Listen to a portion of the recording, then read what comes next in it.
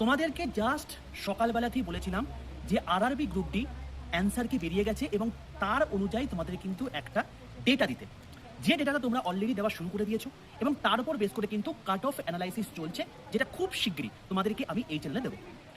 এখন বর্তমানে আমি রয়েছি হচ্ছে তাবাকশিতে। তাবাকশি কোথায়? তাবাকশি হচ্ছে দার্জিলিংয়ের শিবালিক রেঞ্জের মোটামুটিভাবে বলতে পারো হচ্ছে 900 থেকে 1200 মিটার উচ্চতাতে এই জায়গাটা অবস্থান করছে।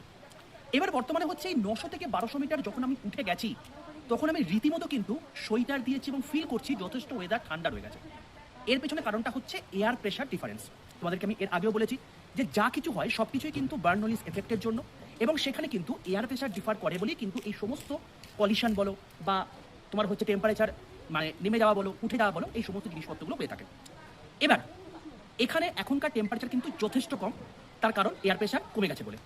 তোমাদের কাছে প্রশ্ন হচ্ছে এটাই যে এই যে এয়ার প্রেশার, এই এয়ার প্রেশারটাকে আমি মাপবো কোন যন্ত্রের সাহায্যে? এক নাম্বার, যেটা তোমরা অলরেডি গ্রুপ ডিতে পেয়ে গেছো, বহুবার প্রশ্ন এসছে, যেটা আগামী দিনেও আসবে।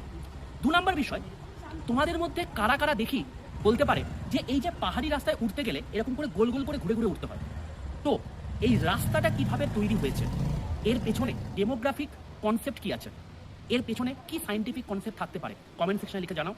যদি দেখি যে কেউ সঠিক অ্যান্সার দিয়েছো, আমি অবশ্যই সেটাতে লাভ রিয়েক্ট দেবো। এরকম আরও অনেক অনেক সায়েন্টিফিক এক্সপেরিমেন্ট এবং বিভিন্ন রকম কনসেপ্ট নিয়ে আলোচনা এই চ্যানেলেই হবে। তো প্রত্যেকে চ্যানেলটাকে সাবস্ক্রাইব করে পাশে থাকা বেল আইকনটা ক্লিক করে রাখো।